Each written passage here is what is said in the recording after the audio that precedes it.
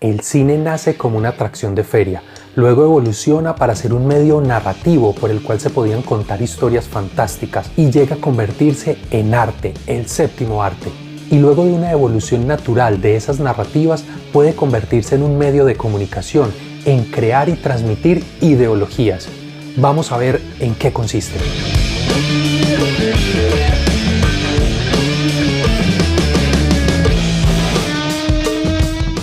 Cinéfilos del mundo conocido, bienvenidos a mi canal Cine Placebo.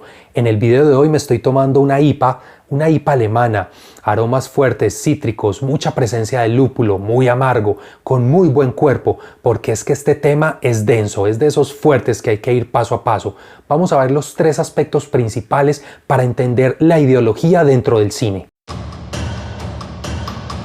El primer aspecto a destacar es entender el cine como un medio de comunicación. Claro, cuando nace el cine y empiezan a contarse esas historias, también se vio la facilidad de retratar, de registrar esos hechos y eventos que estaban sucediendo en el mundo antes de la Primera Guerra Mundial, esas cotidianidades, y luego cuando las situaciones se pusieron mucho más álgidas. Entonces se fueron generando dos líneas importantes. Por un lado, el carácter informativo, que a través del cine se estableció, por ejemplo, esos primeros documentales, el registro de la guerra, y que muchos reporteros empezaron a cambiar la cámara fotográfica por la cámara de cine y poder llevar entonces el registro de lo que estaba sucediendo en ciertas situaciones, y luego de cara al público tener unos espacios tipo noticiero, esas proyecciones antes de una película de ficción que contaban lo que había sucedido posiblemente meses antes, pero que era la única manera de ver lo que había pasado. Entonces ese carácter informativo se fue concentrando en momentos claves, visitas de un papa, de un rey, un evento especial, la inauguración de X o Y edificio, permitían ir llevando esos acontecimientos claves para el desarrollo de una sociedad, y obvio, marcado por esa idea de qué se tenía que resaltar y qué hechos no les convenía que salieran a la luz. Otro eje que se fue encaminando pues es el de contar historias y la potencia que tenía el cine para contar estas historias. Se empezaron a dar cuenta cómo estos mensajes llegaban al público, que más allá de su nivel socioeconómico, de sus creencias religiosas, políticas, todos se congregaban alrededor de una película y esas historias llegaban a su inconsciente. La construcción de símbolos a través de las historias y personajes fueron elementos de análisis que empezaron a tomar forma entre los años 1910 y 1920 de los primeros teóricos del cine. Entonces vamos a ver estos dos momentos, cuando se fundamenta la ideología dentro del cine, y el tercer aspecto que simplemente es alucinante. 2.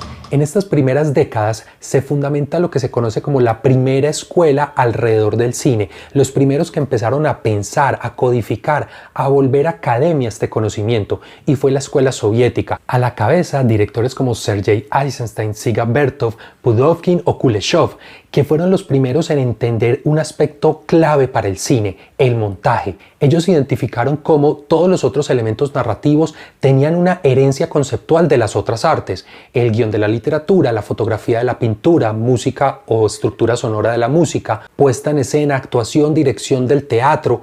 Pero el único elemento narrativo que es auténtico, nace con el cine, es exclusivo y le da toda la identidad, es el montaje. Por acá más adelante dejaré un video explicando un poco más teoría sobre el montaje. Y desde allí comienza entonces esa teorización de lo que se puede construir con una película, y que es el montaje el que me permite crear estos conceptos. Cómo homologar imágenes que están sucediendo en diferente tiempo y espacio, pero que al estar unidas por el montaje me crean una unidad conceptual, un sentido, analogías visuales, elipsis y demás transiciones o construcciones que hacen en el espectador crear una idea. Y esto es demasiado potente, porque lo que encontraron estos directores es entender que el cine construía una realidad, tanto desde la ficción, desde esa parte narrativa, pero era construir también una idea, un imaginario en el espectador. De ahí que sus películas tuvieran ese tinte tan político. De alguna manera, auspiciados por todo el régimen soviético, querían imponer el socialismo como esa nueva realidad,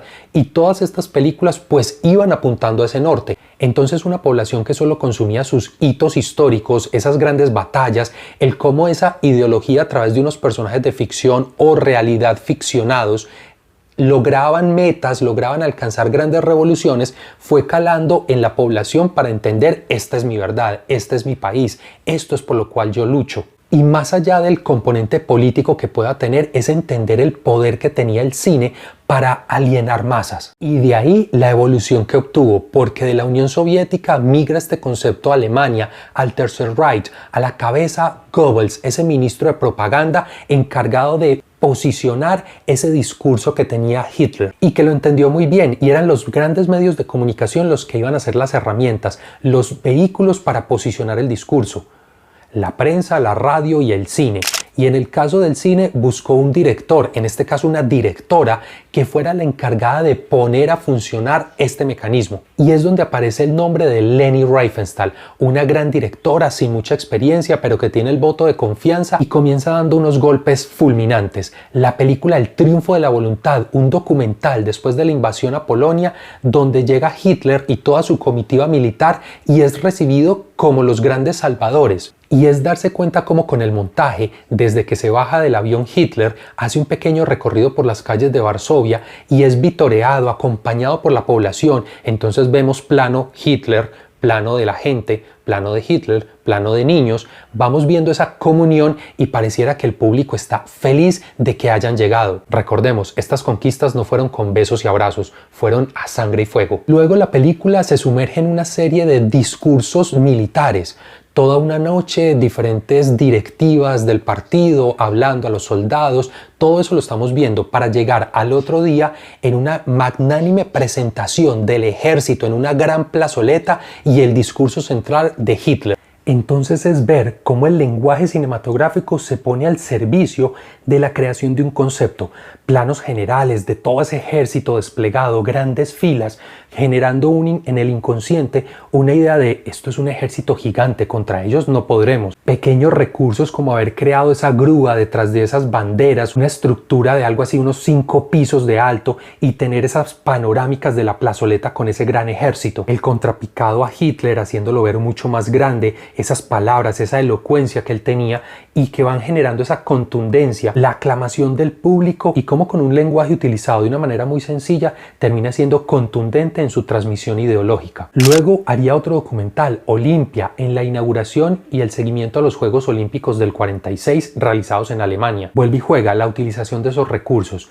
Aquí la mirada femenina nos hace una introducción desde apreciar el cuerpo masculino, lo musculoso, esa belleza aria, idílica y cómo Leni Riefenstahl siendo mujer se recrea precisamente en los planos. Luego empezamos propiamente la presentación, todos los protocolos y la competencia, y ahí es lo interesante del montaje, ver entonces por ejemplo atletas blancos fornidos estirándose, generando la dinámica antes de la competencia, planos de competencia y luego los ganadores, siempre blancos, siempre grandes atletas en gran condición y en algún momento intercalado con planos con otras etnias pero en derrota, sufriendo. Un despliegue de ingenio y técnica como por ejemplo desarrollar esos rieles al lado de las pistas de atletismo y hacer el seguimiento o incluso unas cámaras aéreas y unos sistemas de poleas para hacer esas cámaras más desde arriba y tener esas panorámicas de la gente avivando a sus atletas. Todo esto es un código que hoy es muy natural y en cualquier transmisión deportiva están presentes, pero es que en ese momento Leni Riefenstahl se los saca de la manga, se los crea y termina construyendo un lenguaje propio. Y en su conjunto, aunque es una película bastante extensa, lo que obtenemos es un principio muy básico. Los ganadores, los grandes atletas son los deportistas de raza blanca, todos los demás son perdedores. Y estas películas terminaban siendo entonces un discurso político. Es lo que en las escuelas en Alemania veían. Era la manera de transmitir cómo esa ideología que estaba detrás se posicionaba en esas nuevas generaciones. Y cuando se habla de alienación de masas o alienación de la mente, este es el principio, que Goebbels lo identifica muy bien, lo ejecuta a través de Leni Riefenstahl y de alguna manera se crea una fractura muy importante para el cine, porque lo que viene, impresionante. Un trago muy amargo. 3. Estados Unidos se había quedado por fuera de todo este desarrollo. Estaba envuelto en su guerra de patentes, en posicionar una comedia, en esos inicios de lo que serían los grandes estudios y las disputas que habían en su interior. Entonces, cuando dieron la mirada y descubrieron el potencial que tenía de transmitir mensajes, empezaron a coquetear, se apoderan de ello y desde ese momento no lo han soltado. Entonces, claro, hacen esa reinterpretación, pero a su manera, entendiendo que el cine también es una industria. Y es donde surgen unos géneros que son claves para esa transmisión ideológica: el western en musical y la comedia en esa transición a lo sonoro. A la cabeza está el western, ese género que tiene el trasfondo ideológico de lo que es ser estadounidense, el principio con formación de su nación, sus principios y valores, y que de alguna manera cuando uno hace el recorrido histórico es lo que ha valido, es lo que ha imperado en ese inconsciente de sociedad. El musical también era otro placebo, era saber que estábamos en la Segunda Guerra Mundial, pero la población del momento se le bajaba la tensión en la medida que se relacionaba con la comedia y el musical, historias alegres, felices, llenas de glamour y que no sucedían grandes dramas. Entonces, entre estos tres grandes géneros se genera toda una inconsciencia colectiva frente a lo que era el conflicto por un lado, el que no estaba pasando nada, la guerra no traía esa recesión económica, no estaban muriendo tantas personas, y brindarle a ese espectador todo lo que es ser estadounidense. El western es fundamental para ello. Por acá más adelante una breve reseña de lo que es el western. Entonces, mientras en Europa se combatía la Segunda Guerra Mundial, Estados Unidos desde lo cinematográfico crecía exponencialmente. Permitió depurar, desarrollar esta transmisión ideológica y con el tiempo llegar a tener lo que se conoce como una fórmula. Y de alguna manera eso se ha mantenido en el tiempo. De ahí la importancia de la conclusión. La conclusión principal es entender que como espectadores no podemos caer en el juego de creer que el cine es solo entretenimiento, que nos está dando toda esa transmisión de información e ideología, que lo podemos ver a lo largo de los años de eventos históricos, como por ejemplo Estados Unidos ha tratado de posicionar discursos frente a la guerra de Vietnam, frente a la guerra en Irak, frente al conflicto de Medio Oriente, como otros países también han hecho sus jugadas a través del cine para posiciones más radicales. O como hoy, cuando se habla, por ejemplo, del empoderamiento femenino, es a través de películas, historias de ficción que nos van mostrando y van calando en ese voz a voz, en ese día a día donde la gente va tomando conciencia. Entonces no es decir que el cine en esa transmisión ideológica es solamente para aspectos negativos. También puede haber una construcción cultural muy potente para favorecer ciertos aspectos en desventaja desde lo social.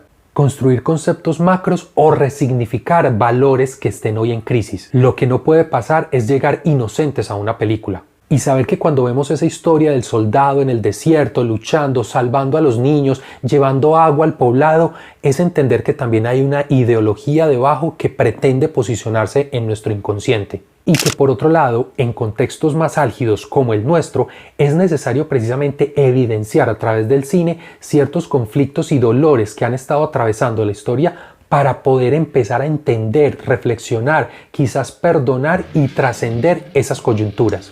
Cine e ideología.